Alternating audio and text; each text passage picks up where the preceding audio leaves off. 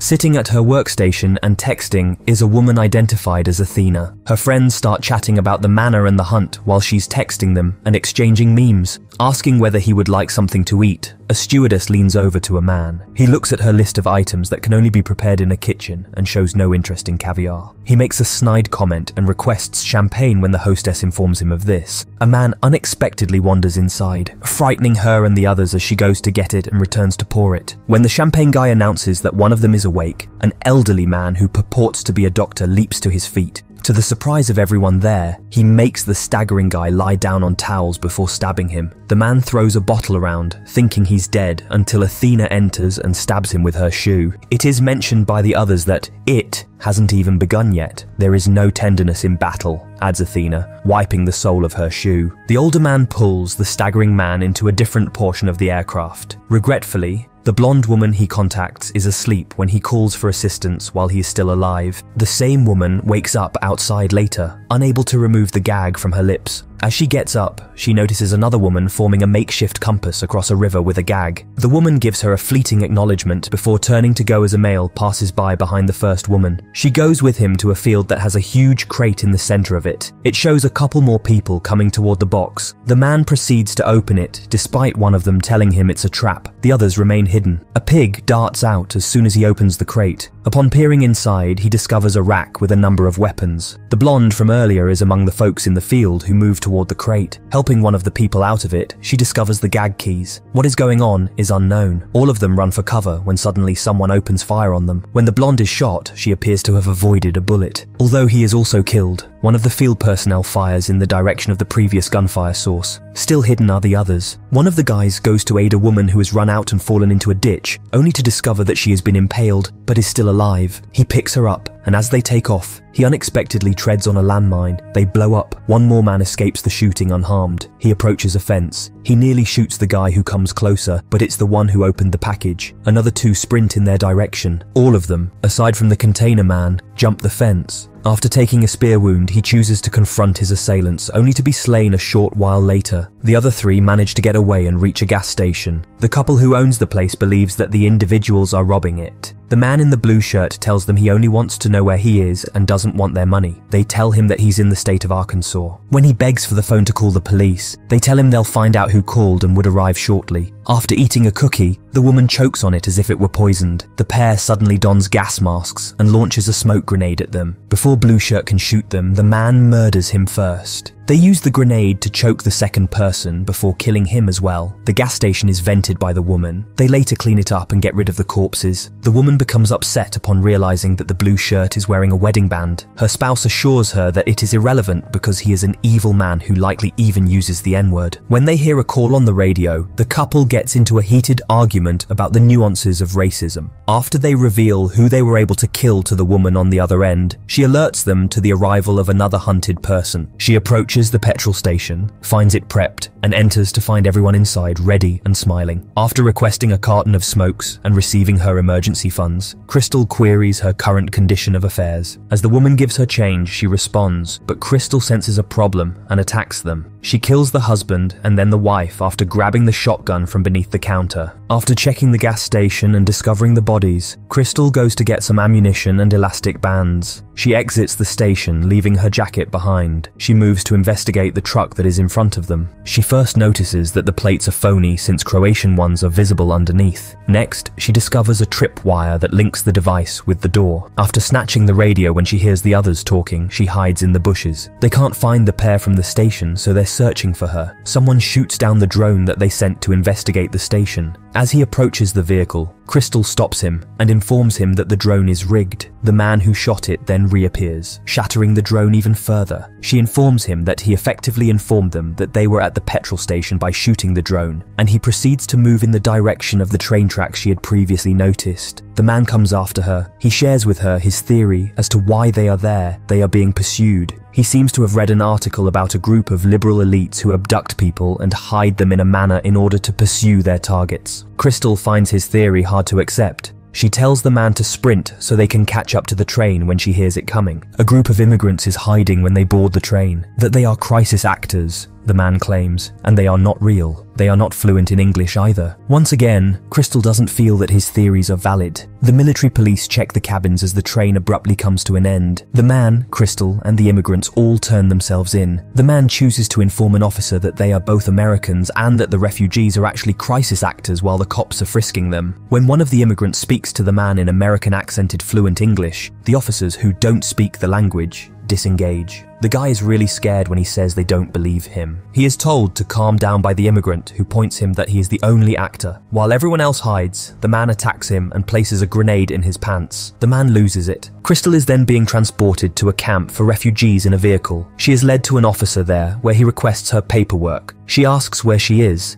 and when they don't respond, she starts speculating before figuring out that she is in Croatia. Please give the US Embassy a call, she requests. However, they instead bring in Don, another victim of the search, who was pursued alongside her. As they eat in the camp kitchen, Don continues to share his theories with her, just like he did with the other guy. Abruptly, they are picked up by an American embassy representative. They are later spotted riding through the woods with him. The official is startled that Don has told him everything about their situation and promises to get in touch with the State Department and the military to track down the guys who are hunting them. When Crystal notices that the guy is acting strangely, she tosses him out of the car and knocks him out. Then she kills him by stepping back over him. She finds a pistol under his jacket. Don is terrified that she killed the official while she searches through the trunk. But when he peeks inside, he discovers the other man who was with her earlier is dead. Don comments that he believes they are the only two remaining, and she discovers a map. She refuses to let Don get away in the car. She intends to locate the hunters using the map and get revenge. As she is telling him a graphic tale her mother used to tell her, the pig reappears out of nowhere, talking about Watson isn't politically correct. The gang of people tracking them down at the bunker, their consultant happens to be a soldier. They just make fun of him when he urges them to be quiet. They hear Athena instructing them to stop talking over the radio. Don uses the pig to divert the attention of one of them who is going outside to relieve himself,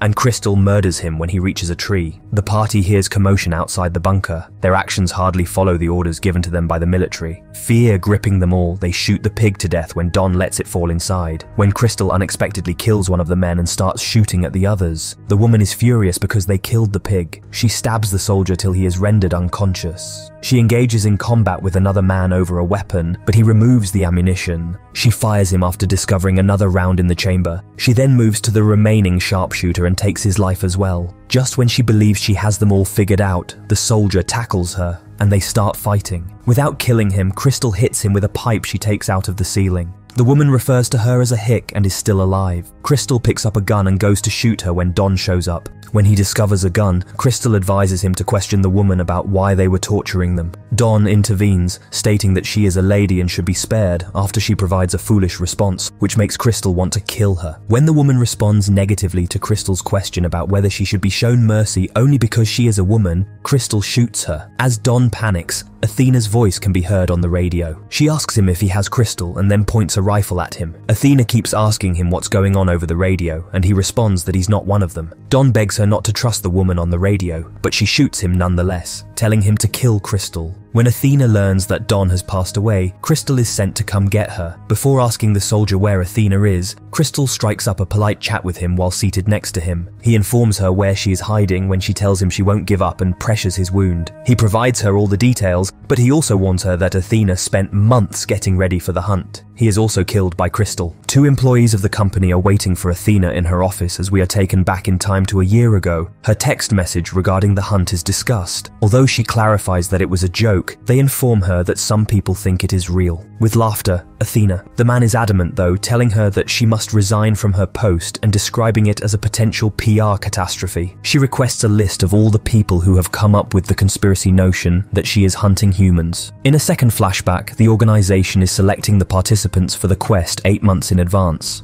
Even though they are having trouble deciding, Athena encourages them to go on. As the man presenting the slides speaks her thoughts about Athena, the slide suddenly displays an image of Crystal. She becomes enraged and declares her to be her greatest enemy. Crystal is currently making her way toward a manor. Over the intercom, Athena warns her that she will activate the C4 under the gate if she doesn't leave her gun there. Crystal then turns to leave the rifle there and enters. As Crystal carefully makes her way inside the home and notices the photos of herself and the others hanging on Athena's wall, Beethoven can be heard in the background. She finds Athena cooking in the kitchen, waiting for her. Don was one of them, but she doesn't tell her that when she asks if she killed him. Athena doesn't seem to know who Crystal is either, but Crystal doesn't seem to know who she is. As they discuss why she planned the search, Crystal mocks her for having the wrong motivations, completes the circle, and gives credence to the conspiracy hypothesis. Moreover, she is using the incorrect Crystal. Another Crystal with the same last name as her was the one who shared the horrible conspiracy ideas about Athena on the internet. Once everything is known, Crystal reaches for a knife and pursues Athena. They are equally strong and resilient, and they battle viciously. Athena stops Crystal from breaking an expensive bottle of champagne that Crystal threw at her. Following her upstairs with a shotgun, Athena takes off after her after she kicks her over the fireplace. When they are fighting for the gun, Crystal shoves her and leaps down the steps. Crystal is stabbed by Athena after she reaches for a knife. When they return to the kitchen after a brief altercation outside, Athena stabs Crystal with a vegetable cutter. However, as Athena kicks Crystal, Crystal pulls her in and stabs her with the other side of the cutter. Athena dies, but Crystal survives. Using a blowtorch, she seals the wound after getting up and eating the toast. She changes into one of Athena's outfits and her shoes after giving herself a good cleaning. She grabs the pricey champagne before she heads out. As she steps outdoors, the private plane of Athena is visible. She tells the pilot and stewardess when she gets on board the plane that she killed their bosses and points a gun at them, threatening to take her home. The attendant brings her a snack and some champagne as she settles in. She is invited to join Crystal for food and beverages. We really hope you enjoyed today's recap of The Hunt. Please leave a comment below of what you loved about the movie and why. Be sure to like the video, and please don't forget to support our channel by subscribing so you don't miss any amazing content. Until next time, lights, camera, action. We look forward to seeing you in our next video.